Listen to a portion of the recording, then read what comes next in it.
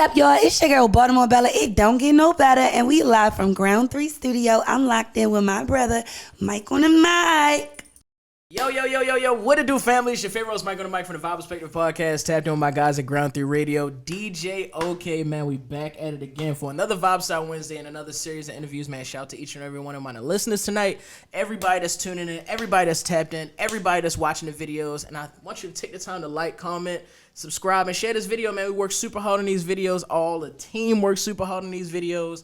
And, man, we love the support. We want to get that back to y'all. So let's do a mutual exchange here, man. We working hard, man. Make sure you call in at 443-377-1872. Again, that number is 443-377-1872. Listen, we got a super special guest in the building, man. You know, they say jack of all trades, right? Master of none. I want to say Jane of all trades, master of rap, man. Listen, Block Monster's finest, a spitter, an entrepreneur, a super mom. Some may have known her by her Teleport collab. Some may have known her by Powerpuff Girls. You know what I'm saying? Maybe even Lash Cartel. You know what I'm saying? If you're a real one, you might have even known her as Finesse Gang Koya. Man, listen, we got the one, the only, the general, Baltimore Bella in the building. What up, sis? Yo, what up, Mike? What's up? Whoa, you took me out with the Finesse Gang Koya.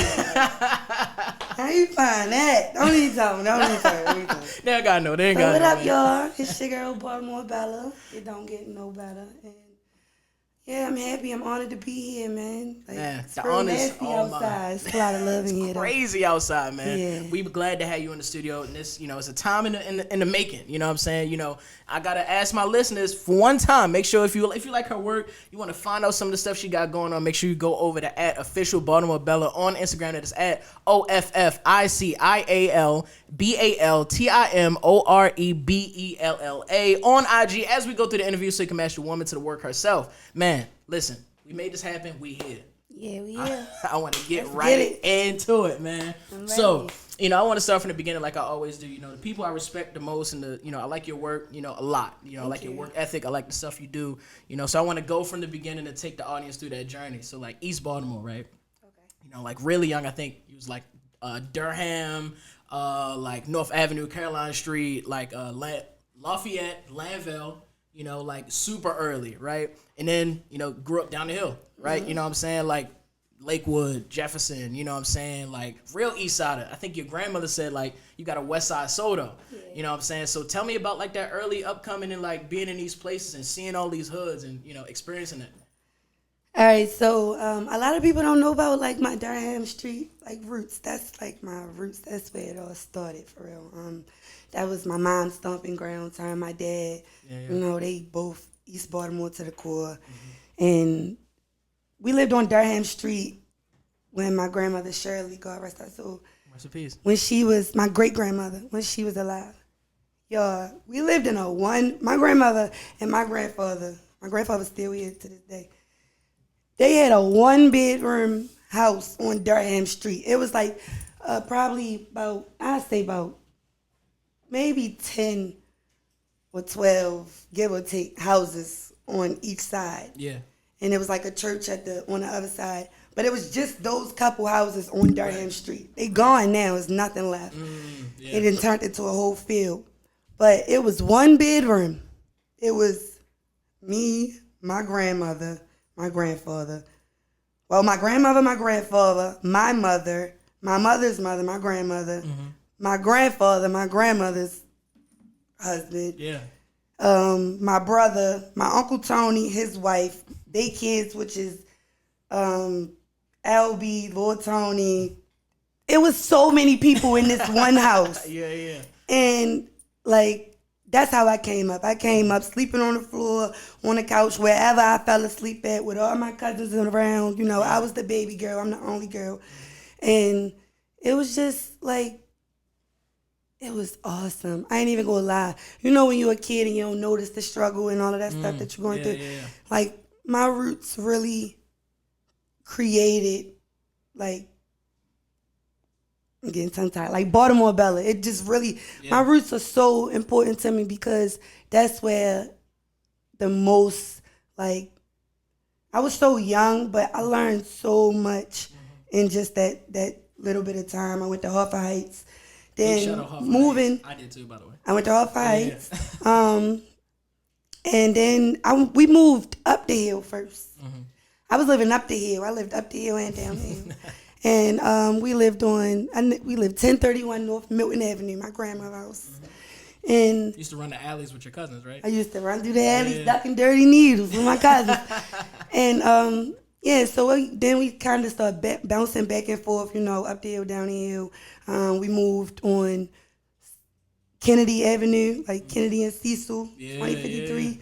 And then, so I got, I got Zone 13, Zone 5, and Zone 18 roots in me. Like, after we moved from right there, we moved to Robb Street. I done lived over West too a couple times, but we moved to Robb Street, then Bel Air Road, Cliffmont. Cliffmont was where it went down. Like, that's where it went down. Yeah. I was outside. You feel me?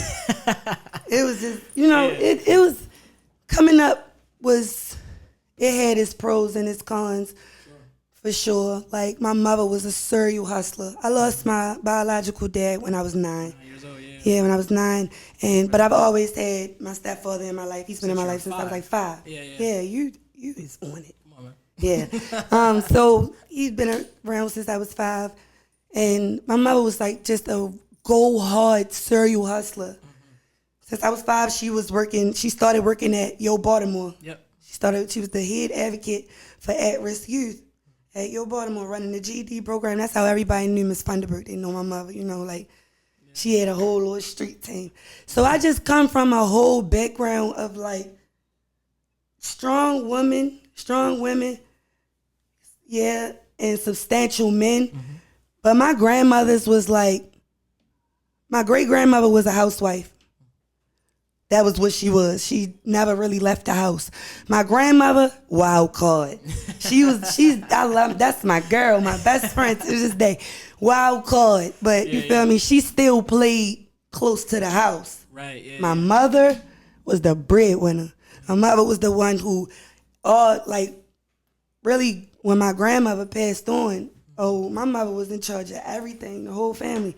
So I really come from seeing women go get it, being strong, being hustlers. Like, my mother hid from me her crying and stuff like that. I never really seen my mother cry. My brother seen that shit from her, but I didn't. I just always seen my mother being just super resilient. Yeah. Like, she like a honey badger. Shit just yeah.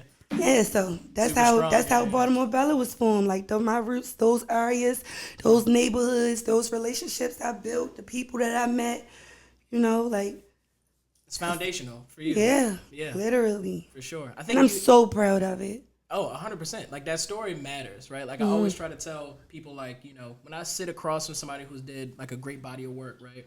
It usually comes with an incredible story that nobody knows.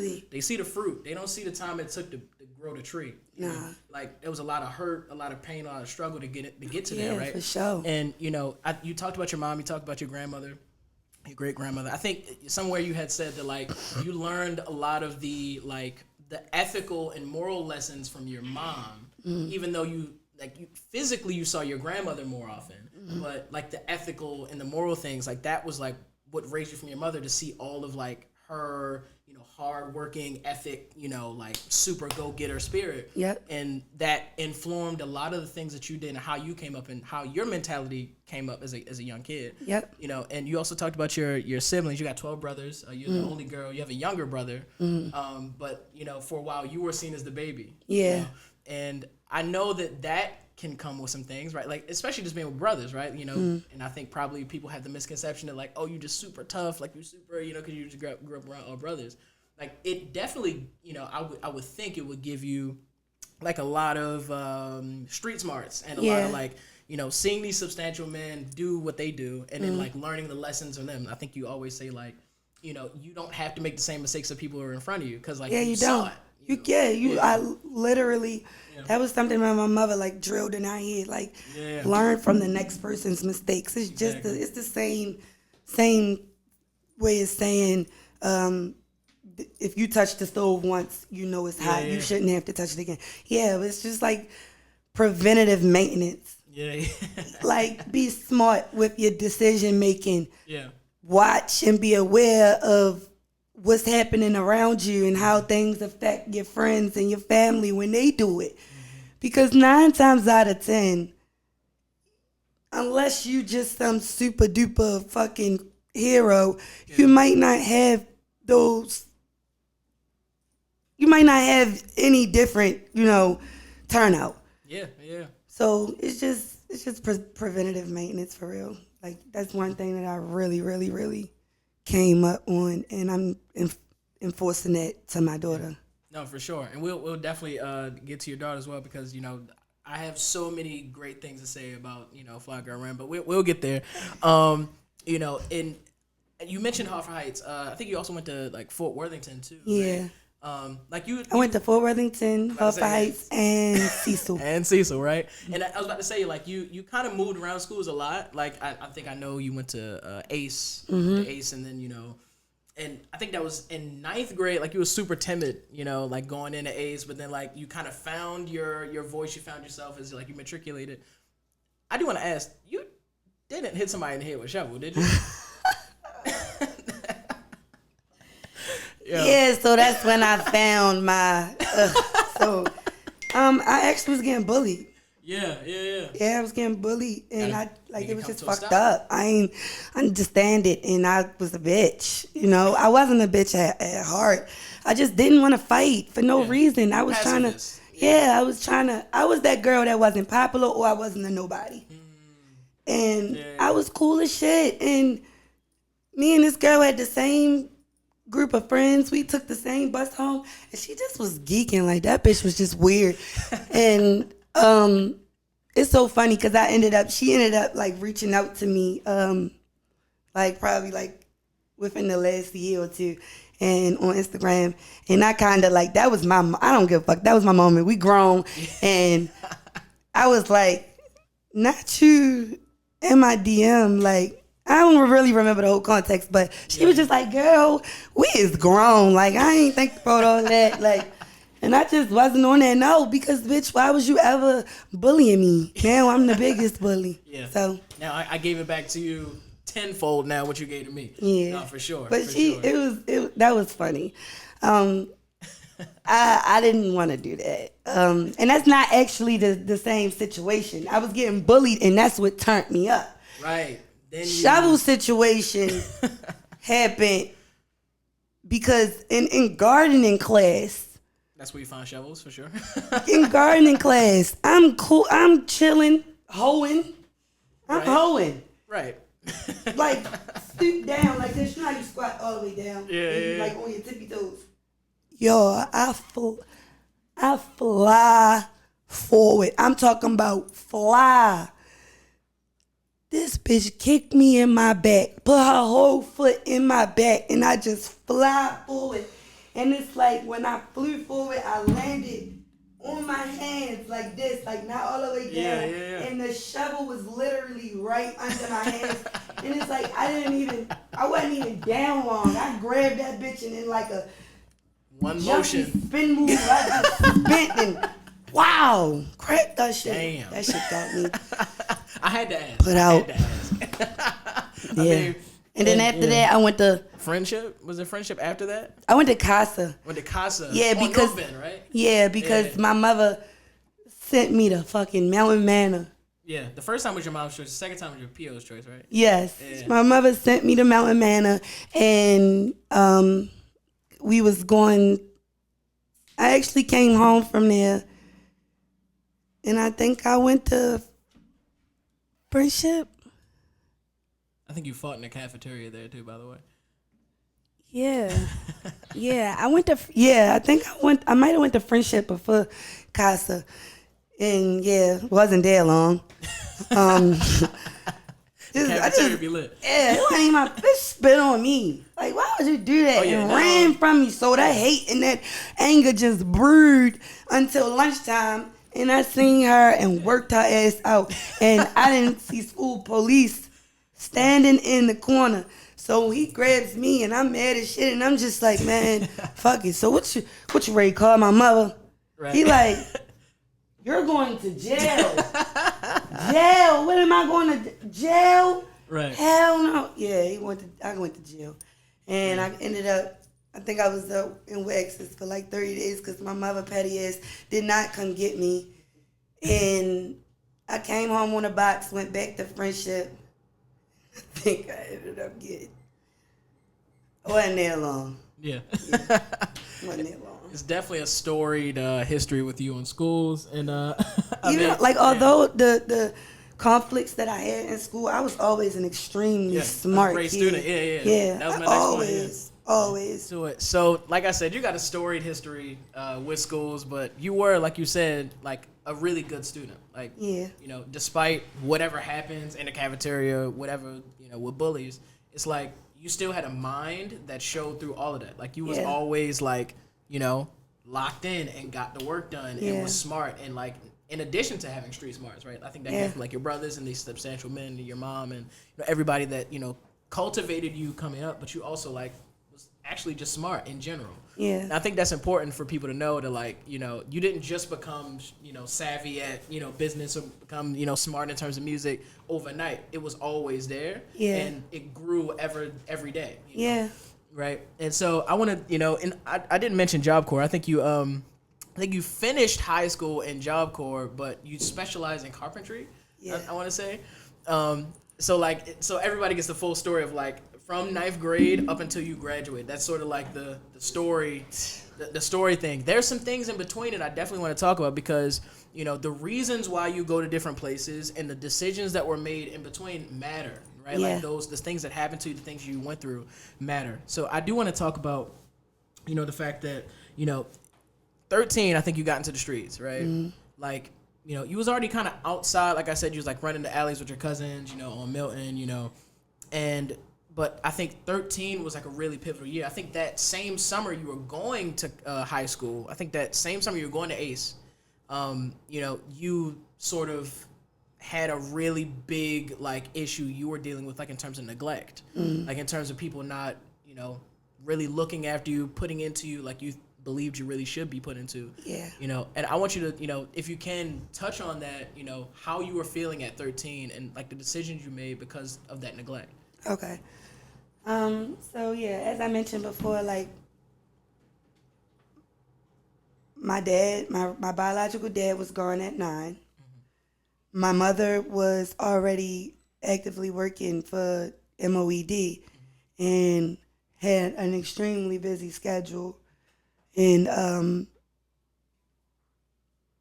me and my stepfather didn't really get close as we are now until I was probably about a little further down in my teenage years, or like more closer to adulthood. Yeah. So I was always around like my brother, my youngest, but the one that's older is 5 years older than you. Is that yes, basically. Yeah. He's 5 years older, and so they were advanced. They were already outside making their own way. Right, yeah. Because, of course, they wanted, you know, they wanted new shit, shoes, all that stuff. They had that advantage. They were old enough to go make their own way. Right. Me, I was more so stuck in the house with my aunt Let, who kind of helped raise me, God rest her soul, and my grandparents. My grandparents were alcoholics, addicts, which made them the funnest fucking grandparents ever. So like they did, and no offense, and I don't mean that in a way that's you know encouraging or you know saying that I condone that type of shit, but no, they were just fun people, you know. And I was young, I didn't know they was high as shit. Exactly. I knew they drink, but they drink beer, whatever. So my grandparents would be there, and my aunt Let, she had cancer and schizophrenia. Once I started going outside and boys started sniffing around me, it was like, that's when like my eyes, like that's when I got exposed to, it's like, you know, that's when I got exposed from my real innocence. You know what I mean? It's like kind of like when you a kid and you naive and you really not on the level that some other kids and shit is on. You feel me? I was a very sweet girl, a very highly educated. Like, it didn't really. Okay, so being the smart girl, getting awards and shit in school, being on the debate team, that didn't really give me the attention that I needed or I wanted. And it's like, I didn't understand because I was so young. Yeah. The position that my mom was in, having to make a living for us. And my mother was like, she would come in, working with people, kids who fucking up and all of that all day, and you come home, you don't really want to be bothered. Exactly. And it's fucked up. So I never really got that mom time that I really needed from my mom. And it started like fucking with me because I was doing the right things. Right. I might have did petty shit, and I was a thief when I was a child. I was a fucking thief. Like, I would do petty shit and like bad shit, but I wasn't fucking, and I wasn't like grown and shit and none of that. I wasn't doing none of that. So once boys started sniffing around me, I remember my mother used to be the candy lady, and I used to have to run the store. She had the porch. On the porch. On the porch. There was a store on the porch. Yeah. Yes, I used to have to run the store. It was kind of like we all had shifts, but I ran that motherfucker the most. Like, that was my job. I would have to sit on the porch and watch the stuff, and I can't leave because somebody would take the shit. You know, we sold everything. And living on Cliffmont is that one little small block, long-ass block, houses on both sides, and it's hella kids that live on this block. So everybody coming outside with each other. A neighbor of mine moved across the street, the boy who took my virginity. I'd never forget. He moved across the street, and I liked him. I had a crush on him. I'm like, he's so cute. That was my first real crush. I'm like, he's like so fucking cute to me. And he started sniffing around me, and he got me. Like, he got me. He was giving me attention that I had never had. You feel me? Like, it was just, I don't know. It just was crazy. Yeah. What a time. And after that, after I started being sexually active, it's nothing about, you feel me, having sex that just kind of makes up your mind. Like, you think you're grown then. Yeah, 100%. I think that's where parents get it from. Like, you think you're grown now. Because they know you kind of, you're doing things that are of a different age group. Technically, you're not supposed to technically be having sex at that time. But all of us did, right? Like, and then after we did, it was like, now there's a switch to go off in your mind and like, oh, I actually do know what I'm supposed to be doing. I know I know what's the best for me. I know how to move now. When we have no clue how to move, but that's what we think, right? And especially since, and then now I'm getting attention. Right, exactly. It's not good attention, though, but now I'm getting attention. It's something. Right. And then back then, you don't know, like, oh, you're attention seeking. You don't know that, but it's like, now my mother is taking off work because she got to come to court for me and shit like that. And it's just like, I get to address some certain issues or whatever. Parents never recollect things the way that you do. They don't ever see. And it's like, it took for me to be grown and have my own child to understand, like, and not judge my mom anymore for her shortcomings and wrongdoings coming up, raising me. Like, but back then, no. Like, it hurt so bad feeling like, yo, you go to work every day and you fight for these kids, but I can't get a second of your time. We don't sit down and do nails together. I've never laid in the bed, laid out with my mother and watched a TV show, and stuff like that really started to affect me bad. I was like, it's like when my dad died, I really needed my mom to love on me a little bit more. I needed that extra loving because I had lost a parent. And it was like, in my mom's eyes, she didn't like my father. Her and my dad didn't have the best relationship. They were actually cool, but my father beat on my mom and stuff like that when, I was a kid. I didn't see that side of my dad. Yeah. I never seen that. I've never seen my father put his hands on my mother. So I loved my father a lot, and my mom didn't really understand that. She kind of was like, like, you talk about your father, like, what has he done for you, and this, that, and the third. So it was just like a lot of trauma, a lot of emotional trauma, amongst, and my mother was a big disciplinarian as well. Like, I'm so glad today that my mother whipped my ass. I'm glad. I'm proud of that. You feel me? Because it's just something about that generation. We the last ones that really got our ass whipped. Yep. And it gave us a certain type of structure. You feel me? That you only get from being disciplined that way. That's a fact. Yeah. My mother was big on that. She was a big disciplinarian. And, like, it really didn't go nowhere, though, because it was just like I got my ass whipped and punished for everything. Everything. When my mother found out I was having sex, I got the shit beat out of me. You feel me? I didn't get taken. I love you to death. This is not, you feel me? Yeah, of course. This is just my truth. My mother didn't take me to get on birth control. She didn't take me to get checked out to make sure that this boy didn't give me anything. And he actually burnt me. Gave me chlamydia. My first time ever having sex, I got burnt.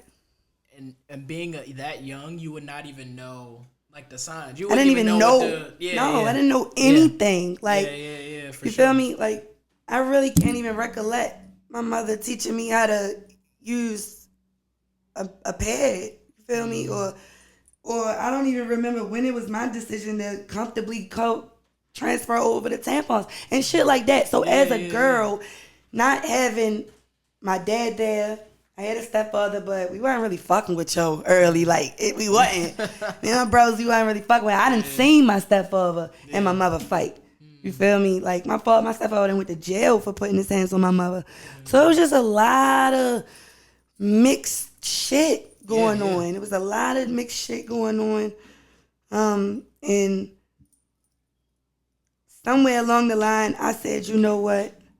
I can't take this no more. I'm tired of this. I want something different. I really don't even know what it was that I was seeking. I probably was just seeking love. I probably needed a hug. But it was something that told me, you can go figure this out on your own. And that's when I started running away. Yeah. I remember the very first time I ran away, and it was just like so much euphoria, like a rush, adrenaline. And I didn't know what to do, but I just figured it out. I don't know. I'm so thankful that God covered me out there.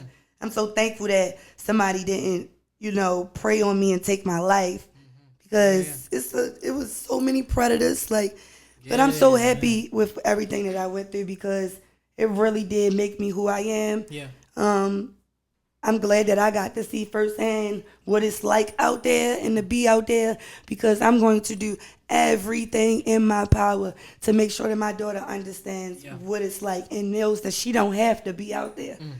She don't have to go out there. My daughter is so sweet, and I pray to God that, how they always say, whatever you gave your mother, you're going to get that back 20 times worse from your kids. And, so people tell me that she's going to eventually spread her wings and start to rebel. And I'm just doing what I can to make sure that she knows it's a safe space, that she can always talk to me. I'm very active with her. She lays up with me, and we write music together. We do each other nails. We might, so. Doing the things you wish happened for you as a kid. Yeah, and even now, me and my mom are very, very close. Like, we are very, very close, and it took for me to have my own. And it's so crazy, because fuck all the bad or the wrongdoing, the shortcomings, what she didn't have. Yo, the possessions that my mother did pass down to me are like, what's the word? You can't put a price on it. Priceless. Yeah. Got brain cloud. Yeah, you good. Priceless. You feel me? My mother instilled so much shit in me. I'm a boss. I'm a warrior. I'm a real hustler. I'm so fucking resilient. You throw me in the woods by myself, I'm gonna come out that bitch with fucking chinchilla skins, and that's because of my mom. My mother didn't come. Like I said, my grandmother was an addict, and my mother came from a fucked up place. My great grandmother ended up adopting my mom because my grandmother was fucked up, and her ex-boyfriend, would be in the house with my mom, and he did fucked up things to my mom, So my mom came from a place, she didn't push out no instruction book on how to raise me. All she knew was what she seen and how she came up. So she did a phenomenal job, if you ask me. I agree. Shout out to moms, man. Yeah. Big shout out to moms. I mean, and this is, a really formative time, right? We talking about 13. We moved to 14. Mind you, you said, at this time you started running away, right? And I think there's, always the infamous story of like you escaping baby bookings at 14, and not to get into the entire story because I know the story's been told and I know you don't want to relitigate that. I think one of the things that I don't hear often though about that story was like, of course, you got caught up, Sally port door barely closes, you in the thing, you get out, zip tie. The guy jumps in the thing to get the scarf. But I think the detail that nobody talks about is that when you were sitting there before you got out of the vehicle, you had your hands behind your back. Even though your hands was already out of the zip tie, you had a Lacoste scarf on. Mm-hmm. The Lacoste scarf, something told you take the scarf off. Yeah. To me, I think one of those moments, 2 of those moments, 3 of those moments in our lives changed the whole direction of everything. Yeah. Imagine if you never got that little voice to say, take your scarf off. Yeah. Right? Remember I told you I thought I might have been high. Remember? Exactly. You had a pill. I had to swallow a pill. Exactly. And you had like drugs in your dip. Yeah, that I didn't want to get caught with. Didn't want to get caught with. Yeah. Imagine had you not taken the scarf off. Imagine if the door never closed, never fully stayed, like ajar. I told you this shit felt like I was in a it was crazy. Like I could see shit in slow motion and happen. It was just I was just getting signs. It was crazy. But just imagine if one of those details never happened, right? Like I always try to mention that to like people I sit in front of because I like, you live the story. You go through it your entire life, and it's a little difficult to catch every small detail. But as looking through it. It's details that like details matter. Small details like that. If that wouldn't have happened, I probably would have never had my daughter. Yeah, right. Like something so far fetched down the line because of a chain of events happened solely just because I made that one decision. Yeah, that small choice, that small detail could have changed and altered everything in your life, right? Yeah. And I think these are the moments that like people who support you, that love your music, that love your food, that love all the things about you, need to care about. Like it's those small details that if this one tiny thing didn't happen, I wouldn't have had the person that I revere as this incredible rapper, this incredible chef, right? Like you would have probably, I would have loved to think, and of course, God is my witness, I would have loved to think that you would have done all of it the exact same way. You would have still made it. You would have still been successful. All this would have still happened. But imagine if it didn't. Yeah, right? Imagine. I don't think. Yeah. That's why, and it's just so crazy because the little things, they matter. That's probably one of the main reasons in like any movie that you see about like time travel and shit. They tell you can't go back and alter the past because you'll fuck up the entire future. Everything is gonna be different. 100%. Literally. Yeah. One little thing. Yeah. So, No, 100%. You're right about that for sure. And I mean, moving after that, like you on the run, right? Like, and correct me if I'm wrong. The day you was going to turn yourself in, because you was already on the run for a while, like they could not find you. Wanted posters, everything. We already know the story, right? But like you was actually in the trap house, like when your mom and her students came past there, like Bruce Court, 1650, 1652, right? And like your mom crying, like whole, she's. No, mind you, remember I was sitting in the house. Right, yeah. My young ass, I'm sitting in the house thinking I'm somebody motherfucking track queen. Right. Like, little girl, nigga come in there like, yo, what the fuck, what is this? Yeah, Shorty, what is this? Right. No, you gotta go. And it was a fucking missing flyer. Yeah. Of me. Mind you, I'm at 1652 Bruce Court, Gilmore Homes, right? Literally. Right? And my mother worked where? Yo, Baltimore. Where that's at? On Gilmore. Like literally right. Yeah. I need to put the You walk to the corner, you can see Yo, Baltimore. I'm gonna put that up. Google Earth right now. That is insane. So and I'm like, fuck. I go outside, I don't see nobody. Right. Set me straight up. And it's so crazy because my Uncle Nick, the one who I told y'all came from behind the wall, like, what's up? Right. He just called me the other day. Like, made my fucking because it was just so crazy. I'm like, who is this? Yo. And I picked up on it. I'm like, oh, I know this. But, right. I come out the house, y'all, and I look both ways. Like, oh shit. All right, fuck. Right there, 1652. We the second house from the little the little split. Yeah. So I walk, hit the corner. My uncle, he like right here, like back up against the wall. Yo, do this, time that shit perfect. You must have heard me coming, like. Yeah. So what's up? I'm like, oh shit. I look at him. I straight turn around. Great. Nigga McKinstry. He was running towards me. I don't even think I broke. I was about to start running, and I seen McKinstry. He was coming the other way. They kind of boxed me in. I turned around, seen my mother running towards me, full speed, like just crying. I ain't never seen my mother run. Like it was serious. She was. I hadn't seen my mother in.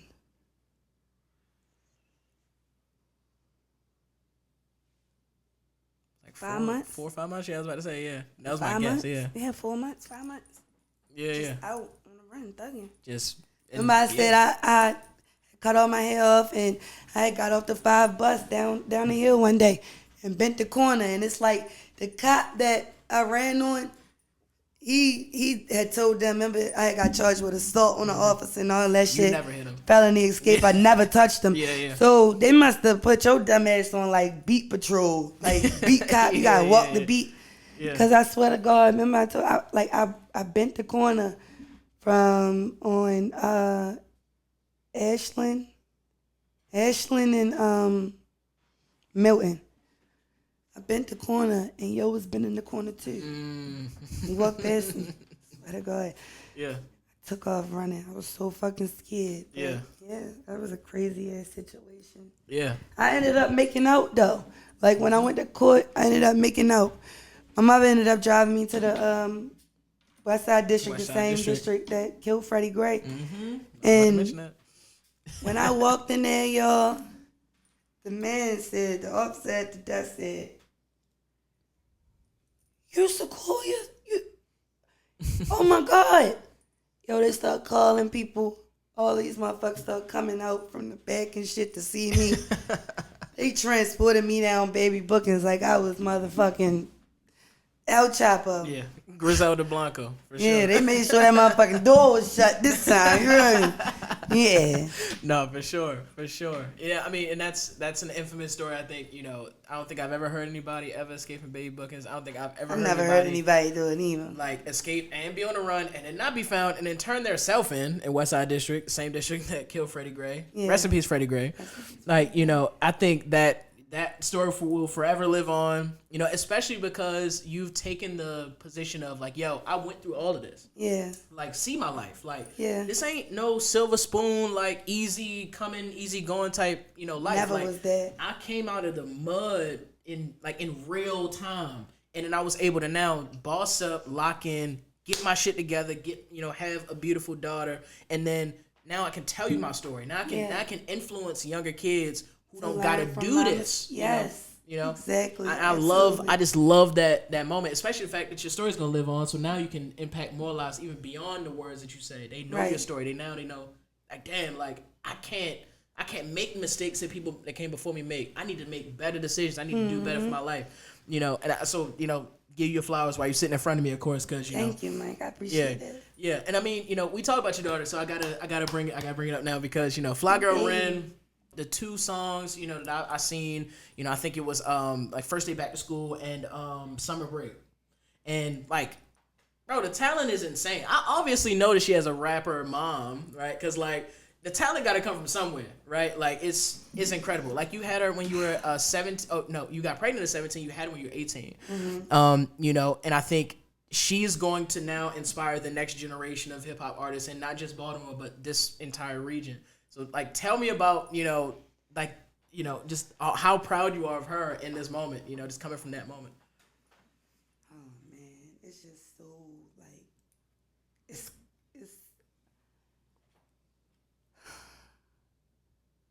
I just look at her sometimes, and I just be like, yo, wow, like, out of all of that shit I done did, all of the mistakes I made, what did I do? What did I do to deserve you? like, how did I get so lucky? You feel me? And it was just, it's just, Serenity is a beautiful child. She's brilliant. She's a beautiful, beautiful, sweet girl. She's a Cancer. She got some sass and some spice in her little ass. Trust me. She her mom twin for sure. But the first time that I found out that Ren could do music, I was in the studio with Swift, ATM Leak. Big shout out, big shout out. And I think Boosie. Yeah, my brother Boosie, my brother met and we re-recorded the song Members Only. We recording this shit and we just playing around. Ren go in the booth and she like spitting and like we weren't really paying no mind, but Swift is always recording. Always, yeah, like, yeah. Always recording, but we ain't really paying no mind. She get the spitting. Yeah. She's spitting. I can't make this shit up. Emma, baby. I think she was 6 or 7 then. Yeah, I think she was like 6 or 7. And I'm like, where you get that from? Like, it's like I just did it. She went in it. Yeah. Just did it, Mom. Like, it's not that deep. Like, I'm like, shit, do it again. Right, yeah. And I recorded her doing it, and yo, it was just crazy from there. It was just like, whoa, shorty, not only can you rap, but you can freestyle. Mm-hmm. Not only can you freestyle, but you know what the fuck you talking about, and you ain't saying nothing you ain't got no business saying. Yeah. Shit blew my mind, yo. And I'm just like, wow, like, fuck that. Come on, let's do this. Like, yeah. And first day back to school, I didn't want it to be something that I thought, I didn't want her to think that she had to do it because I was doing it. I wanted to see if she really was passionate about it. And finding out that she was, I'm like, all right, fuck it, we're going to pursue this. I booked Maggie for her video shoot. Shout out to Maggie Rudisil, man. Yeah, sure. Shout out to Maggie. I got a video brewing with Maggie right now. Well, low and it be out in the and we shot the video and it was just a crazy turnout. Like it kind of was like exactly how it was for me. Like I dropped the song and it really went crazy. Yeah. And yeah, that was that. She's. I don't even remember the question. Like no, for sure. No, you answered incredibly. Thank you. I mean, I do want to talk about, like, you know, even before she was born, right? I think you were shocked that you were pregnant, right? Yeah. And, like, you didn't tell your mom initially, and I think your Uncle Mark. Yeah, my Uncle Mark, he set me up. Put you on speakerphone and said, like, yo, why ain't you tell your mother you was pregnant? And then she's, like, there. He was saying something like, so you really pregnant. Right.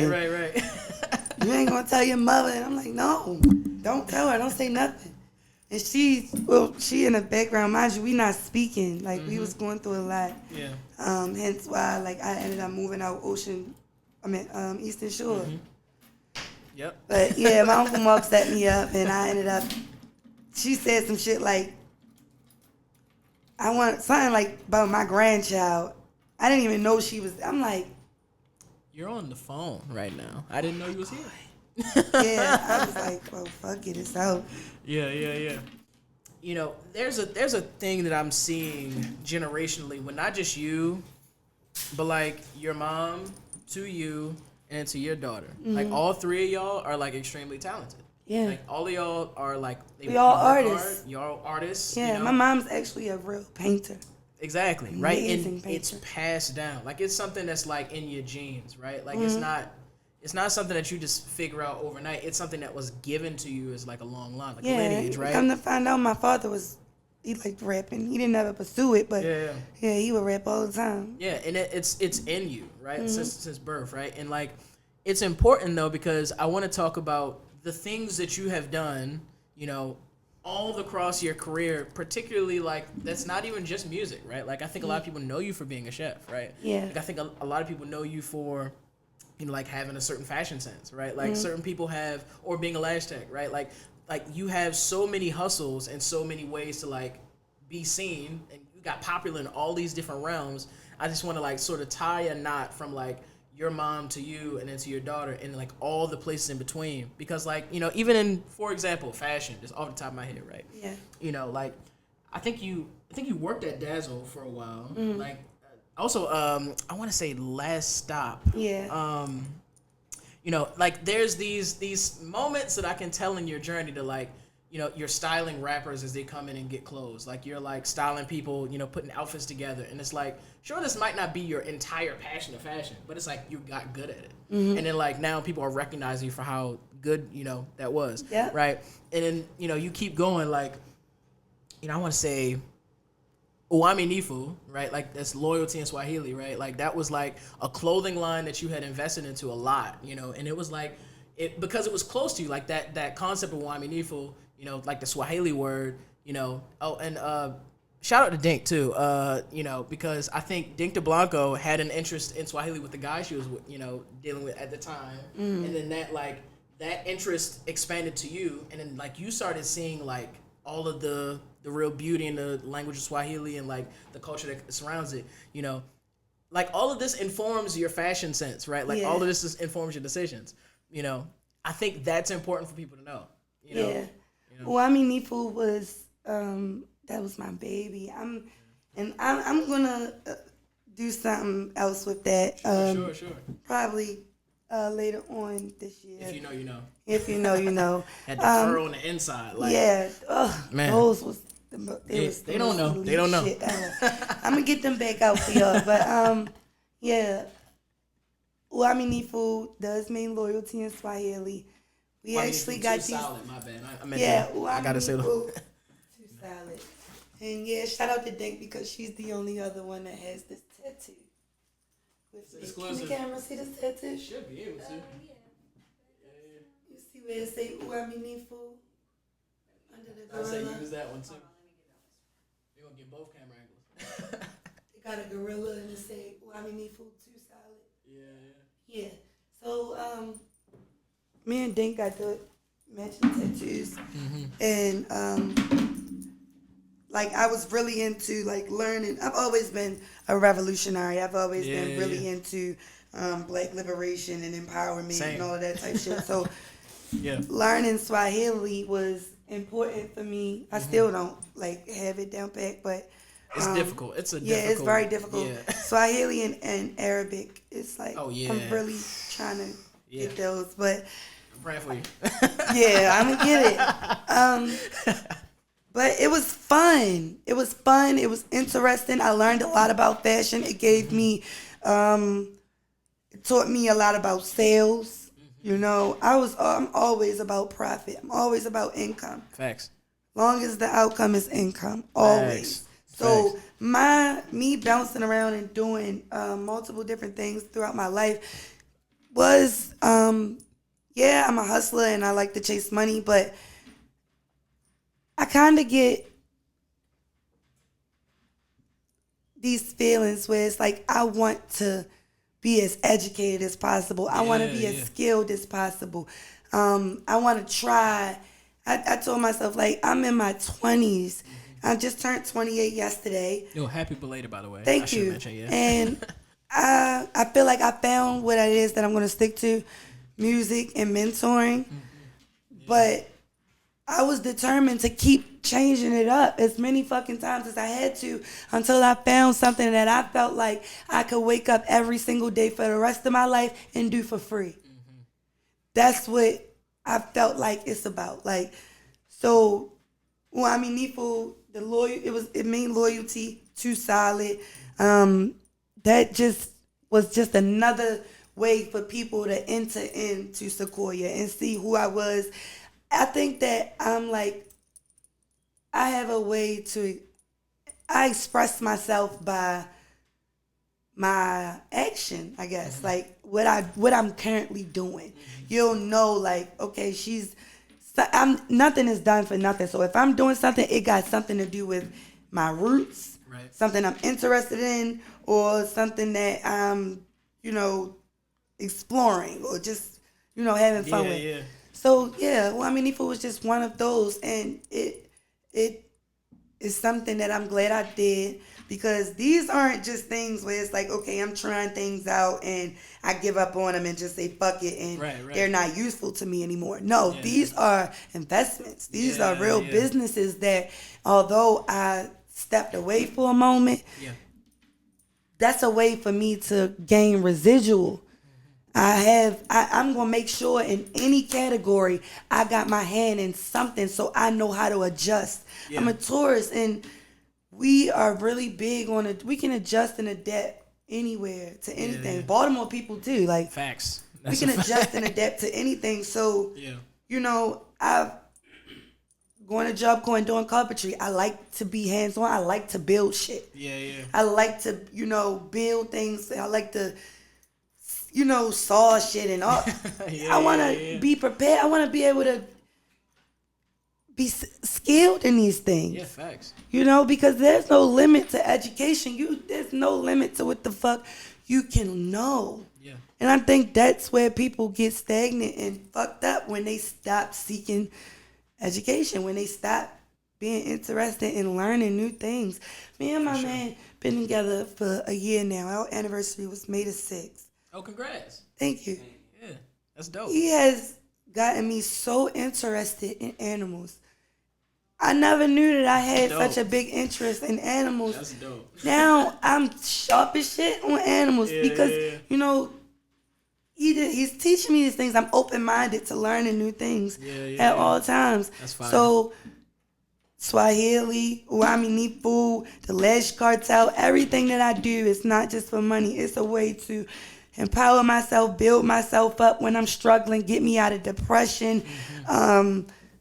Just another thing under my belt, another resource. I swear I think I'm probably one of the most resourceful people that I know. I know for a fact that if you call me your friend, I'm probably one of the most resourceful friends you have. Yeah, because I'm constantly seeking resources. Yeah. Everybody needs a Bella in their friend group, for sure. Yeah. Everybody can't get Bella in their friend group. Not. It's a Sequoia thing, for sure. Not gonna lie, yeah. That's important. Like even the name. I gotta mention the name too, because we haven't talked about how you even got your name. And correct me if I'm wrong. If I get, I gotta do the story. So like, your name, Baltimore Bella. It's important because originally you was making your name like trying to find an Instagram name. Mm-hmm. But I also gotta mention, rest in peace to Erky Ivy. Yeah. Because if I'm not mistaken, she was actually the only Erky at that time. After her, people started adapting the name. The only one. She was the first one. The first and only. She got Erky cut in the side of her head. Yeah. Like, she was the only one. Yeah. And that's because we used to call her, like, girl, you Erky. Right. Erky and shit. Get off of me. Like, stop. She was the baby out of L foster home friend group. Yeah, and she adapted that name, and then it became, she became Erky Ivy. And but also I gotta mention your grandfather, right? Mm-hmm. Because like your grandfather used to call you like his Isabella, right? Mm-hmm. Like, you're so beautiful, you know. And I think Isabella's your middle name, right? No, it's not. It's Elizabeth. It's Elizabeth. Okay, I'm smudging my notes together. I didn't told people that shit before. Why? I don't know. Why. But like I think he used to say like Bella means Cruella. Bella, my. Damn, Bella, my mean like Cruella, or mean like Cruella. Bella, mean like Cruella. I don't. I don't forget. Fuck. Yeah, but that's. Damn, I never forget. But it's crazy because that informed your actual name. In addition, I think this is random, but I think your nickname was also like a Puffin stuff. Puffin stuff. Like, my grandmother still called me that shit. My grandma named all her grandchildren with different nicknames. Right? Yeah, and I was. She said I was Puffin stuff because I was fat. I was a fat ass baby. That was like 8 pounds. I wasn't no damn 8 pounds. I was not no 8 pound Now I gotta find an 8 pound baby. I was born like 7 pounds, 6 ounces, but I was fat. I had these fat, cute cheeks. And she said I was her Puffin stuff. Yeah. But I mean, these names matter, right? Like the things that people call you as a kid, like they follow you for life, right? Like because, you know, now you are the official Baltimore, like the Baltimore Bella, right? Yeah. You know, And it stuck so perfect. Stuck. Like, You know? so perfectly. Yeah.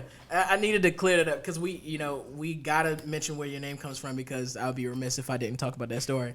But you know, just to get back to, you know, sort of Waminifu and Lash Cartel, and like these things are like the signs that people need to see that like in your career, in your life, you've always had the mentality, like you said, like to gain more skills, to like be sharper, to be smarter, to be more resourceful, Yeah. you know, and to learn more things. And that's such a skill that people these days don't have, right? Like just to always be hungry for more knowledge, be hungry for more, you know, a skill set, right?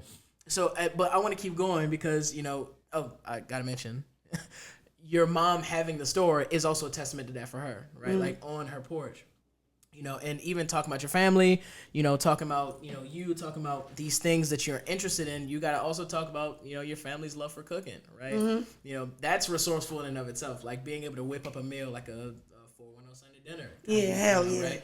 You know, and I want to talk about, you know, just the influence your mom, the women in your family, your grandmother, you know, like these people who are putting this, you know, the skill set of cooking into you. You're technically a self-made cook, a self-taught cook. We got to shout out Chef Sosa because, you know, like Chef Sosa kind of blended the culinary skill set with your homegrown from the women in your life skill set, and then it made you a whole new animal in terms of the kitchen. Yes, So, absolutely. Yeah. So tell us about that, yeah. Shout out to my best friend. Y'all know my best friend in Alaska. Oh, yeah. He moved Big to shout out. Alaska. I miss him Crazy. so much. I be Crazy. so hungry. You got to watch this from Alaska, bro. Yeah, you gonna definitely tune into this. Shout out to you, Bess. I love you so much. But yeah, so I come from a long line of women that cook. Yeah. And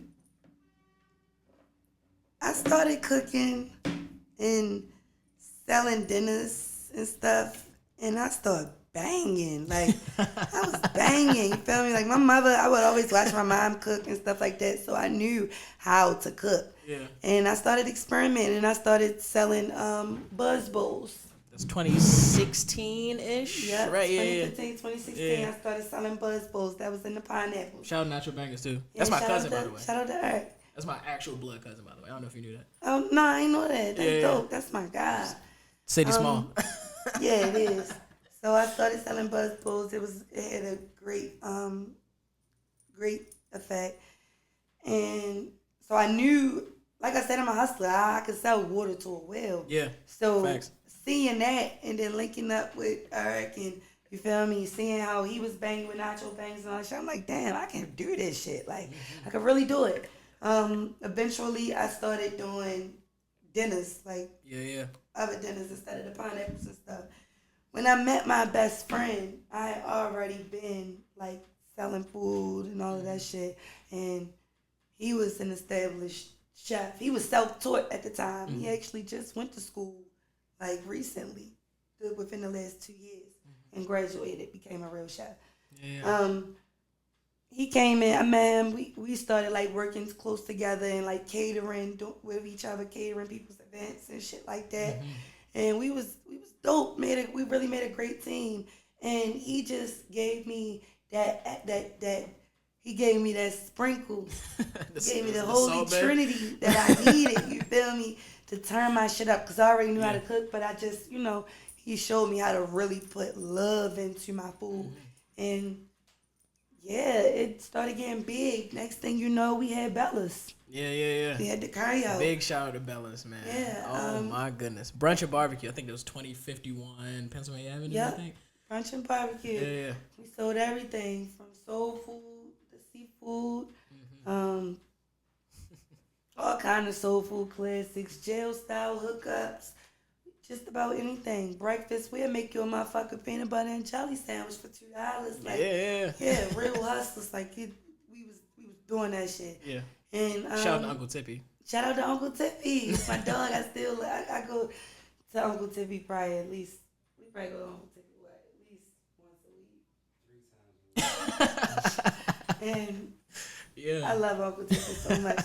But yeah, we had Bella's and it was going really well. But it was so much to manage. And like it's very different from just selling plates and stuff from home.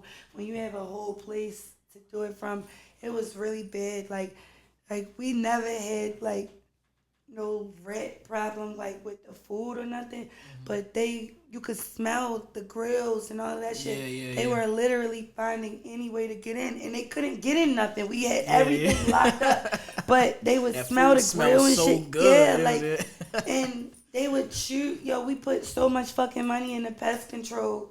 Me and Holmes, shout out to Holmes, free Holmes. Shout out to Holmes, yeah. And yo, we put so much fucking money into pest control, like trying to keep them out, and they started chewing through the fucking walls. I'm talking about digging holes outside, That's crazy.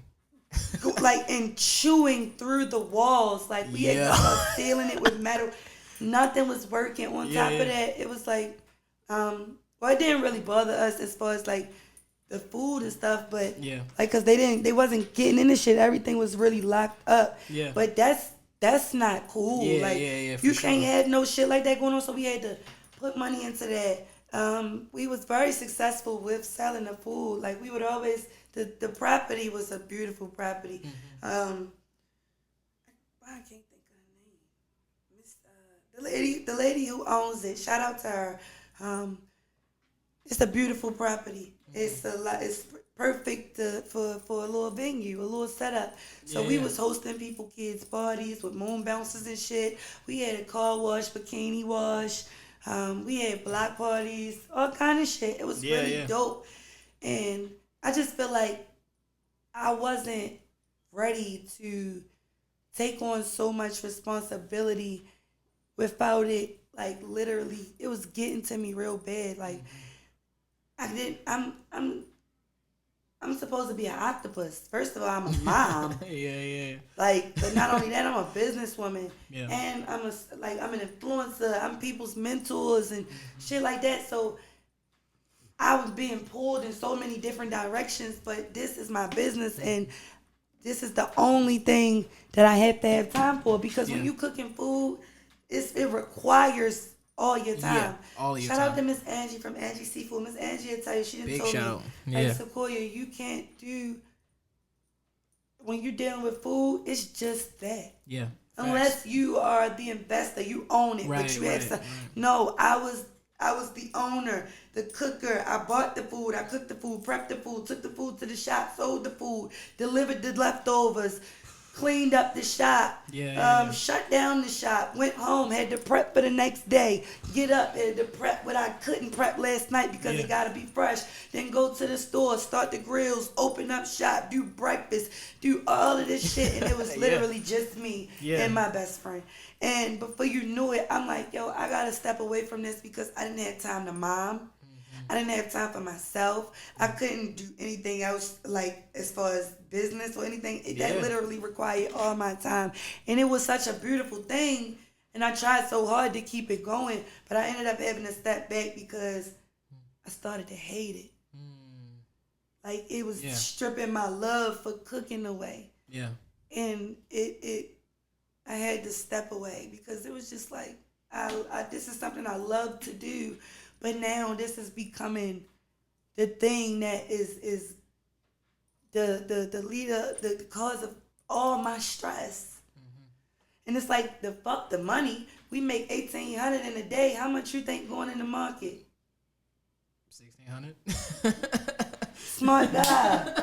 Fuck, we went profiting. Real and shit. you know, in the first year, especially in a restaurant business, that's your most crucial year. The first two, the first, Facts. it's just fucking crucial. Yeah, You're not gonna really see no money. You're gonna lose so much shit. You're gonna experience hell, and that's how it was for me. And it's just like, no, this is something that I really want to revisit once I got my money right, once I got a team, once I can really move how I want to, and that's what I'm gonna do. Bella's definitely gonna come back. I'm gonna get my liquor license. It's gonna be up. Fucking up. No, for sure. Big shout out to everybody that went to Bella's. Big shout out to everybody that experienced 410 Sunday dinner.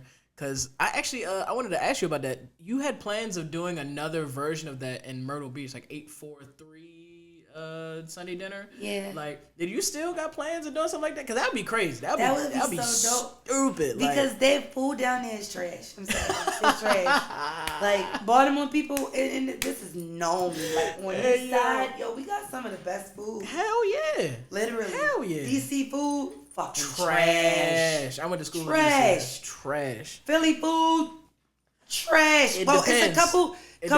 I haven't been able to experience. It depends. Right. It depends for sure. In certain pockets, like Conshohocken got a couple places. Like, it's small towns in Philly. Like, you gotta go there. Yeah, we are known for having good fucking food. Everywhere. Atlanta, trash. Food trash. Tiny chicken wings. Most of the people. Yes, I hate that nasty shit.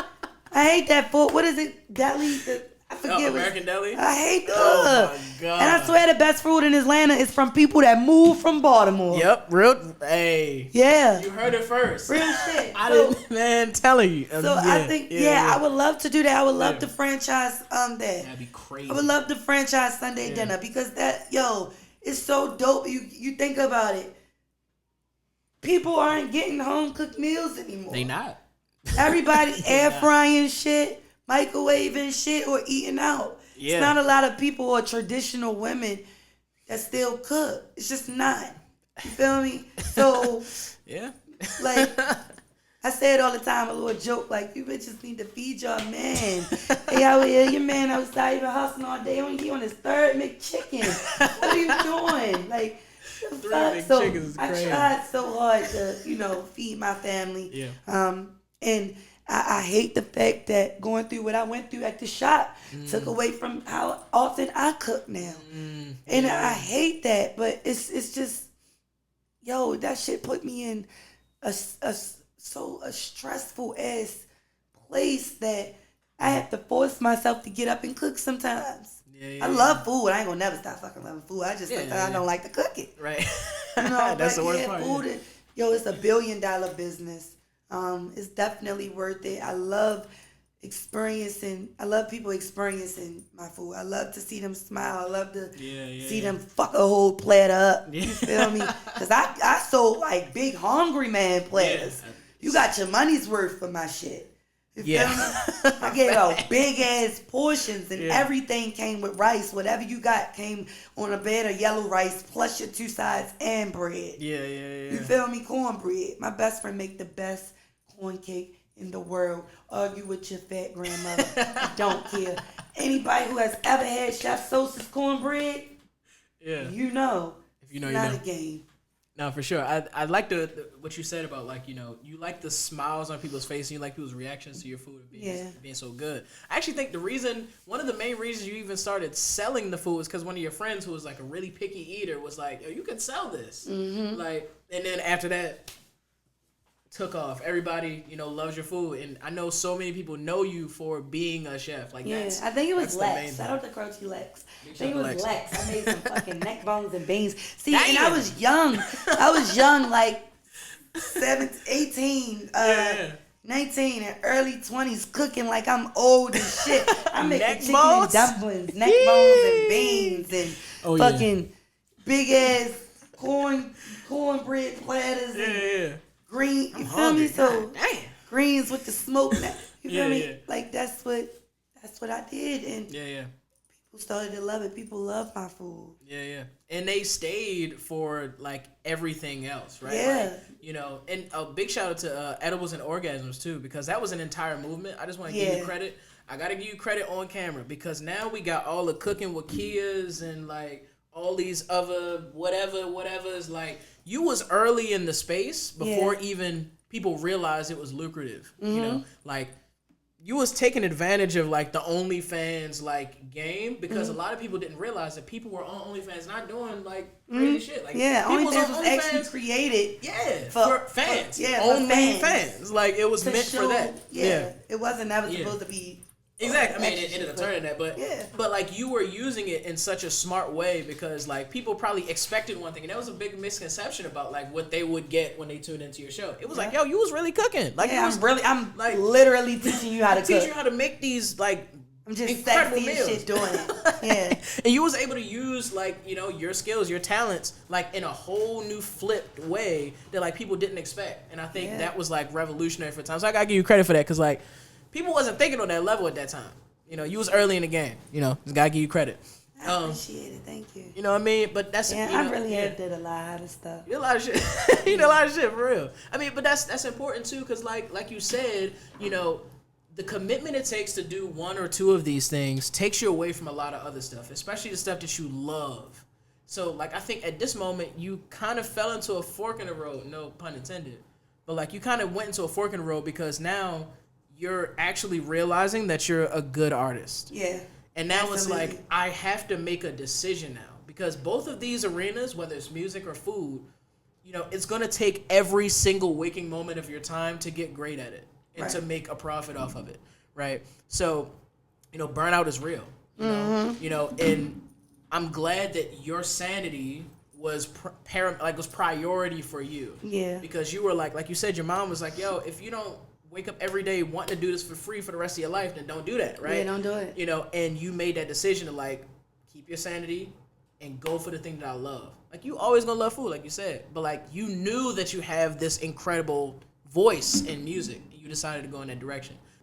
I'm so glad we talked about these other things, because this is informing people who the artist is before they ever met Baltimore, like the Baltimore Bella. Yeah. Because, you know, as we pivoted into music, you know, you always loved poetry. Like, I think you did, like, I think it was like dramatic writing or dramatic reading class, like in third grade, right? It was a dramatic reading contest at Cecil. You won, right? And that's like, I want runner up. yeah, that's a win for me. I mean, if, you know, listen, I've never been a poet. Glad your nose is on your face. I've never been a poet, so I tip my hat to everybody who can actually write poetry for real. And I think that informs how great you are as an artist now, because you never had a beat when you were writing these things. Like, you was writing your poems and poetry, like you were making really moving stuff without a beat. So now it's like you can mix both of those worlds together. And I think you even said something along the lines of, like, you don't like hearing the beat like over and over and over again. You gotta, like, hear it, get the inspiration, and then you write. Yep. And then you go back, probably hit a little thing, and then you turn it off, and then you know. And I think that process, you know, is informed by how you came up being a poet, right?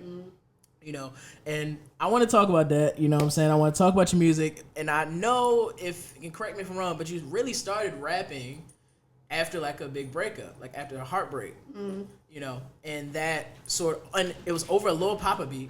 Yeah. And today, I think we know it as The Update. Yes. You know, so tell us about sort of, just, if you can jump into that. You ain't gotta get, like, super, you know, detailed, but tell us about that moment, because getting into this matters for who we know as Bella today. I was dating somebody. It kind of, like, went left, and I'm a real lover girl. Like, I really am. Like, people might think, like, I'm super tough, super, you know, people might think I'm unapproachable sometimes, but I'm just a militant-minded woman, a militant-minded female, and a lot of people can't take that sometimes, but I don't mean it from a place to be a threat to anyone. I'm just very confident, and I stand on what the fuck I do and what I say. Facts. But yeah, I'm a lover girl, and I ended up going through a breakup, and the breakup was, like, stupid. We was, like, talking shit to each other and, like, taking stuff back, and it was just bad. Like, he was a fucking Scorpio, like, bitch. And shout out to him, though. He's actually a good friend of mine. Yeah, so I was hurt, and I was just like, oh, bitch, you got me fucked up. And I didn't have anyone to talk to at the time. You know, like, I'm still a very reserved person. Although I do have friends and sisters, and I do, like, vent to some of them, I'm still a really reserved person. I'll find a way to, like, get it out before I vent. Sometimes, if that makes sense. Like, I'll keep myself busy. So, but this one was different, and it was, like, hurting me, and I didn't understand, you know, why, you know, we were at that place, or I didn't understand why it was affecting me so much and why I couldn't shake it. So I started trying to find ways to cope. Yeah. Smoking wasn't working, drinking wasn't working, and poetry has always been a coping skill for me. So one day I just started writing. I had to get that shit out. I couldn't talk to anybody about it, but I needed to get it out. So I put that beat on. I was looking for instrumentals, put that beat on, and I just started talking. I just started writing how the fuck I felt, and before you know it, I had like a fucking whole 4 minute like something song of me just venting, and it was hard as shit. Hard as shit. It was hard as shit, and I dropped it, and people was like, "What the fuck, you rap?" Yeah. Bella, what don't you do? What don't you do, Smooth? Like, so I'm like, all right, fuck it. But I was just like, all right, I dropped the song. I didn't know people wanted me to. I didn't know once you drop a song, like, you gotta keep going. Oh, yeah. People want more. Yeah, they wanted more. So people was like, yeah, like, so you gonna rap now? Like, and I was just like, all right, fuck it. I'll fuck with it. Yeah. It was up after that. And I mean up in a real way. Like, and I think people gravitated towards your music, and this is my opinion, because like you really talk about real shit, like real life stories. Like you keep your journey really close to your heart. So when you rap, like, only things that come out, of course you manifest things like you mentioned, but like the things that you talk about are real life things that you've experienced. So it hit harder. People hear your voice. They hear like, yo, like, she really went through this. I think my voice, like, I didn't know how powerful my voice was. Oh, it's, know, like, strong. The impact that it had. Yeah. I just knew, like, I could talk and people would be quiet and listen to me. But rapping, it's just like, I see the difference. Like, I in my artist development in this journey, I've seen how being on a panel with other artists and they play their music, and no offense or no disrespect, but they just don't get the people's engagement. And it's like, soon as somebody hear my voice, it's like, Who is that? Yeah, like, people would be spread out and dispersed, and they'll come in, and I don't know what it is. How you think you sound. Yeah. And how you sound on two totally different things. I didn't even know, like, how I sound. I don't look at my voice as like the type of voice where as though yeah. it's like, oh my God. It's like, you feel me? Yeah. No, but people actually do like it. And I didn't calm some people. It like, you can tell that it's like you can hear all 28 years in my voice. That makes sense. That's a bar. You can hear that shit. That's like, a bar. You can hear it. You can hear my roots. Yeah. Yeah, That's because a I fact. mean this shit. Like, I ain't faking the funk. Everything that I rap about, I've either done or I manifest doing it. Like, Yeah. But people like my voice. Yeah. And I think there was a big testament to that. I mean, I think about Closer Than Ever, right? Like, I think the making of that project, that album, was a testament to the fact that people really like your voice. They really like your craft. They like your work. They like the way you approach music, right? And I'm going to try not to butcher the story, because I want to try to tell this story of how that ended up coming to be. So I'll let you, deem how I do at the end. Okay. So the album came about because, you had in the beginning a studio session with the producer, Pop, rest in peace. And that night that you were in the studio, you actually got really sick. So you had to, leave the studio and ambulance and the whole thing. You got really sick. But he winds up sadly passing away after that. Yeah.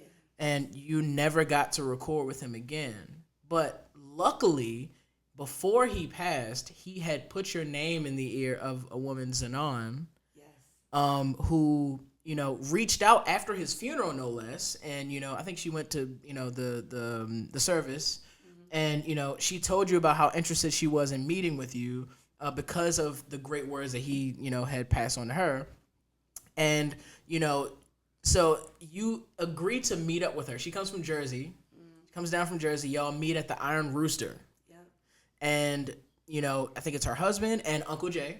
Shout out to Uncle Jay. And the crazy part about that thing, which I think is hilarious, is that a couple booths down, your mom is there. My mom. on a whole like friend date, Yep. brunching or whatever, How and ironic. how ironic is that? But I think I want to bring a little light to that because it's like all of these, like we said at the top of this interview, like it's like these set of events, like these series of moments, these stars align, and it starts to dawn on you, and I think you can correct me if I'm wrong, but like it starts to dawn on you at that moment, like yo, like this actually might be my calling. Right. Like these things are happening that I can't, like I didn't set this up. Like the stars are aligning. These moments are happening for me. Right. And then you agree to go to New York, which is how this even starts. The recording process. You meet with like Quad Studios, people with like Premiere Studios, 10-hour sessions, by the way. Yeah. Met with people from Sony Music, Def Jam, Columbia. All of this while you have absolutely no music out. And you had even some deals you were considering at the time that you ended up not taking because of some Legalities. Yeah, right, exactly. But like you do all these sessions and you put in all this work and you look up and you realize like damn, like I actually got like a full body of work I can put out from all of this work I put in, all these people I talked to, all the networks I done made, and then that album ended up becoming Closer Than Ever. How did I do? You did, like, how the fuck do you do this? Like, is every interview like this? Every single one, yeah. Like, yo, this is the best interview to date. This is the best interview that I've ever had. Like, Nico, bro, I'm sorry, but he smoked you. Ooh. He smoked you. Man, I'm sorry. The interview that I did with the smoke station, he was so on point. Like, Yeah. Brother, I'm sorry. He called me finesse gang for you. You hit that shit. You didn't miss a thing. Man. But I do, I brought that up to say that these moments align so perfectly for your life. Like, it is your calling. Like, you were right. Like, you thought about all of the things that had to happen for you to be here. Even back when we talk about at the Sallyport door, just slightly, like, the scarf being, the voice. Like all of these things matter. If you're a fan of Bella, you gotta appreciate all of these small details, right? Yeah. Because all of this set up itself to happen. It's God. And when I was in middle school, it's really important to say this too. In elementary school, and shout out to Miss Claiborne. I wish I could find my old debate teacher. I was on a debate team. I was a fucking debate champion. Yeah. I was a fucking debate champion. I won my school the Carson Cup 3 times, and we couldn't take it twice. Yeah. Literally, you gotta win that shit once. You only get one per school. Yeah. I won that shit for us 3 times. Smoking shit, right? Yes. But extremely successful debater. At a very early age. That's something I got from my big brother Tay.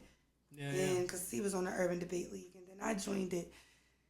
So at a very early age, I was having these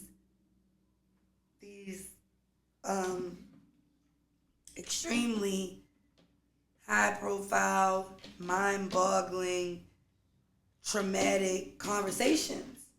I was talking about real life world events and things and how history was affecting my generation what I seen for whatever the topic was. Sure, yeah. I was used to speak out. My voice has always been my money the whole time, and I didn't know.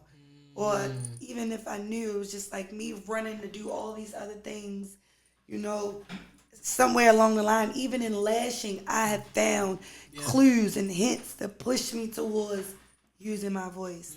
Every single thing. It's like, and this shit is just so pivotal because I want to, like, by my little sister Ivy's dream house, I want to build this house. I have that. That's crazy. I swear to God, I have that on my notes. Yeah, I want to build this resource center, this home for runaways, this at-risk youth and girls. At-risk youth and girls, and then potentially move on and build one for boys and have a men team. But that's fire. Yeah, so mentoring, rapping, curating, whatever it ends up being in the end, I found that I'm going to have to use my voice because I say some shit sometimes that people need to hear. I am a voice for some kids somewhere who are voiceless.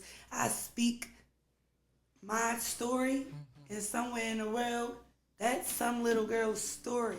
Facts. And I don't fucking know her. I don't know her, and she don't know me, but she's listening to my music, and it's inspiring her to get up and do what the fuck she got to do to get out of her situation. And just know, whoever you are, baby girl, I'm rooting for you. I'm praying for you, and you got this shit. Nothing worth having is easy. Nothing. Everything that glitters ain't gold. You a diamond. Don't let nobody fumble you playing in fucking glitter. Like, chase your dreams. You got this. I'm not perfect. I'm a human being. I don't got all my shit together. I'm just like you, girl. I wake up and brush my teeth and eat and, you feel me, party with my friends. I fuck up all the time. All the time. I'm so far from a perfect parent. I'm so far from a perfect woman. But you know what it is about me? I just don't quit. Shit don't, and I said that in the song. Yeah. It's a bar. I just don't quit. Yeah. It's actually closer than ever. The shit don't get easy, it just get bearable. Like, and that's just that. I just don't quit. Like, you heard me talking to my manager. Life been beating the fuck out of us. Like, literally beating the shit out of us. For no absolute reason. And that's how I know that something is coming, a blessing is coming, y'all. My new song, Bang, is out on all Stream platforms. Bang right now on all platforms. Right now on all fucking platforms. All my TikTokers, tune in. I want to see TikToks. I want to see Reels, content creation. I don't care what it is. You can be on there twiddling your fucking thumbs your thumbs and toes. I don't care. But yes, that's what I need. I need engagement, and I appreciate everybody, Bella Mafia, my Bella Debts, everybody that's, contributing, because I know that this is not your dream, it's mine, but the support goes so far. Like, y'all don't know how hurtful it is to have a dream, and the people that's closest to you don't support it, or they don't want to support it until they see others supporting it, or until it get hot. It hurts my feelings that I got friends that's influencers, and she was, you feel me? I love Maya P, but fire song, but y'all fairies, right? You feel me? Y'all making your own shit up, right. I'm your friend. I'm right here next to you, struggling, trying to get out of here, trying to get us out of here, trying to make a way. Facts. And y'all won't even make a video to my song. And the song is hot. Y'all won't even listen to it or tell your friends to listen to it. Yeah. But I stopped focusing on that type of shit, and I started focusing on who is supporting me and what I can do to grow my exposure. I'm not worried about no beef. I'm not worried about none of the shit I had going on in the past. I'm strictly focused on building my project, setting up my future. You can't pay me to be for real shit, you just can't, because like in Infinity, shout out to Infinity, because she said something that really stuck to me when people was asking like why I haven't been on the Spitters, and she was saying like that platform, she's really working hard to make sure that platform stays about unity and working together, pulling artists together in the city, because we have so many people that's fucking up and doing the wrong shit. Turning us against each other, but nobody's really uniting us. And she said at the time she couldn't really have me on there because of the shit that I had going on with the homegirls, and you feel me, and all of that shit. And I understood, and I had to think like, yo, do you want to be known for the rapper that's fire as fuck for dissing people? Do you want to be known, you feel me? Although those, in the past, those type of situations have helped people elevate 50 Cent, but you feel me? But I don't want to be known for that, because I'm truly a girl's girl. You feel me? Like, I'm truly a girl's girl. I love women. I love working with other artists. I love female artists. I love that our time is really now that we are getting the love and the, you feel me, the attention and credibility that we deserve. Yeah. It's open season for women right now. So I had to stop and realize, like, slow down. I was always taught that my notoriety is important. You don't fuck up your name. You do not fuck up your name. And that's one thing that I'm so confident by and why I walk these streets so comfortably. I never fucked up my name. I stand on everything that I do, and I'm not scared to pull up and address some shit about Sequoia. Any fucking day. I don't care what it is. You take me to the motherfucking source, because if it's about Sequoia, I'ma address it, and ain't nobody gonna go as hard for me as me. So I'm gonna keep my name as clean as it needs to be, because it is. I kind of wanted to change that narrative. I don't want to be seen as a battle rapper, a bully rapper, none of that shit. Like, that ain't it. I ain't fucking with that. I'm also raising a young queen. She see everything I do. That's not what I want her to see. So, I'm all about unity right now. I'm all about, that's fire. You feel me, pushing away the propaganda that they got on the city, and just really showing, like, our roots, showing that the beauty in it. Going back to our roots on the club music. Like, we literally allowing Philly and Jersey and these places to bubble off of some shit that we own. made. Like, it don't make no sense to me. So that's why I made Bang. And that's why, like, I just really wanted something that felt like back in the day. The cookout, the outside, at late at night. You feel me? On a hot summer night. You feel me? To rock up, shake up with your friends, and you know you can't dance. You feel me? Crazy like, and then shit like that. I wanted it to feel like that. And facts. That's the feedback that I'm getting, and that is so important to me. So that's what I'm on. Female empowerment, you feel me? Unity, rebuilding relationships that, you know, you feel me, should be rebuilt. You feel me? Healing and business. Facts. Business. Big I said facts. that on my I said this is chapter 28. Everything about business, nothing personal. Facts. You feel me? This shit is about to get spooky, because I'm telling you, the shit, the rooms that my name is in right now. Facts. The right now. people that's discussing me and my talent, the people that see me and my work ethic, and the people that I got behind me. Yo, that motherfucking man, Steph. Yo, Steph is so connected, so resourceful. He's such a great person. Yeah, big shout out to Steph. Yeah. He's such a great person. To have him in my corner, his expertise, his experience. Yeah. This shit right gets spooky, and y'all don't even fucking know it. Wait till this video drop. I'm telling you, I got this feeling in my heart, y'all. Y'all. I have been extremely broke. You feel me? And I y'all know I don't even do shit like, I'm very transparent though. Y'all know this. Life been flipping our ass so bad. You feel me? Amongst blessings, because I've been booked and busy. You feel me? I got shit going on. Yeah, absolutely. But it's like life has been kicking our ass so bad. And I can only, everybody keeps saying it like, yo, my mother saying it, his mother saying it, my daughter know. Yeah. I got the feeling. This shit's so close. I feel like I can reach out and closer grab than ever. it. I want it closer than ever. I want it more than my next rap. And I'm telling you, Mike, this shit really happened. I'm going to get that feature with Glow this year. Oh, yeah. Yeah. Facts. Yeah, I'm going to go up. Facts, yeah. I'm going to have 100K on Instagram before the end of this year. Yes, sir. Shit can go Talk up. your shit. Yeah. Teleport, that shit is just the start That's of the it. beginning. Yeah. Like, what? I'm going after, I'm really Baltimore till I fucking die. I want New Balance. Ooh. I want 7 for all mankind. Yeah. I need that. Facts. Fuck that, I need that. Y'all gonna see this shit ain't about nothing but business, elevating and getting me and my daughter the fuck out of here. Cause I don't wanna die here, y'all. Yeah. I don't want nobody to kill me for what the fuck they think I got, and I ain't got shit but talent. Facts. All the fuck I got. You can't take it. No way.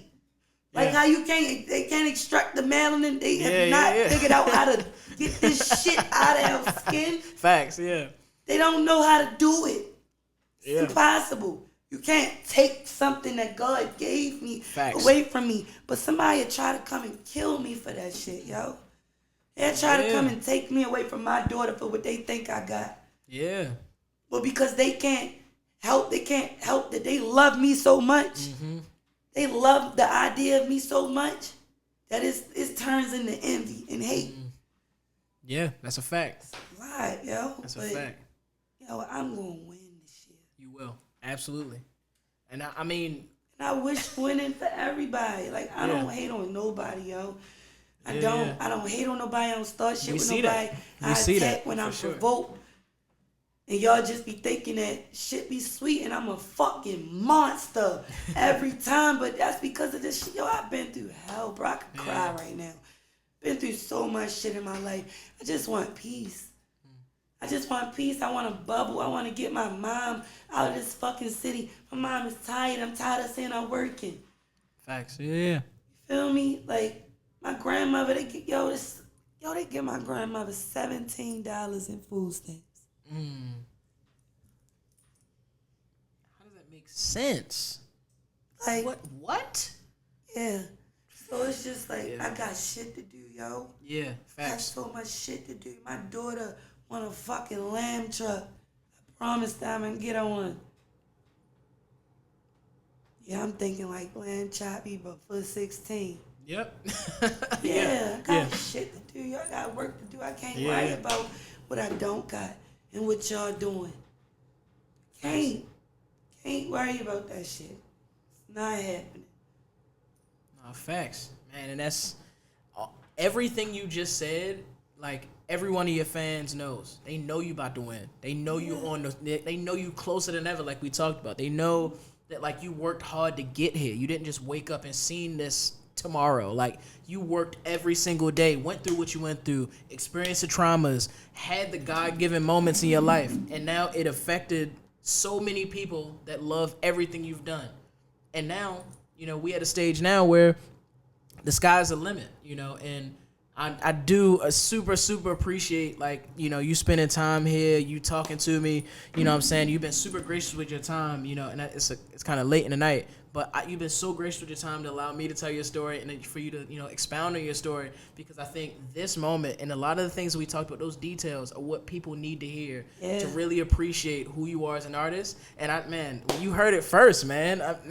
Baltimore Bella, the General is here, man. I'm so glad you sat with me, man, for real. Mike, thank you for having me. Anytime you need me, we family now. Anytime you need me. It's on their team, family, man. Come on, man. Let's do it. So I appreciate it. I appreciate you, wifey. Yo, I'm telling you. And we literally sitting here talking about it now. Yeah. Watch. Absolutely. Bro, watch. I'm telling you. Like, I appreciate it. I appreciate y'all letting me come and kick it with y'all. Of course. Iron some things out if anybody has some confusion. Yeah. Highly anticipated single Bang is out on all Stream Bang. Stream that shit. DJs, if you wasn't in the blast, shout out to DTLR, Sean Caesar, and Phantom. Big y'all shout dope out. guys. Shout out to Unruly. DTLR Radio, dope ass guys, man. Absolutely. They sent out an email blast with my song all over the fucking world. If you wasn't a part of that, you a DJ, you need it, hit me. I'm doing drops for DJs. Bookings and features, hit that contact button in my bio. Like, let's work, let's fucking get busy. I can't wait for the video to drop because I got some fucking heavy hitters in the video. No, I know. Like, I know. heavy hitters. I know. That shit was lit. I was supposed to be there. I'm so mad I could have been there, man. Oh my goodness. This only the first one. Only the first one. Okay. This only the first one. I'll be the second. So fucking what? I'm gonna be the going second. up. We going up. So.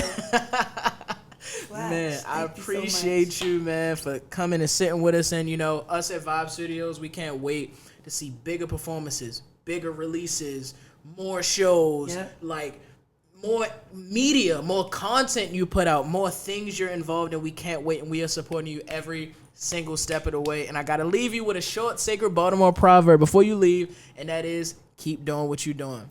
Thank you. I appreciate it. Thank you so much. Man, once again, it's your boy Mike on the mic from the Vibe Perspective Podcast. Tapping on my guys at Ground 3 Radio. DJ OK, man, calling that 443-377-1872. Again, the number is 443-377-1872. Leave a message about Baltimore Bella, man.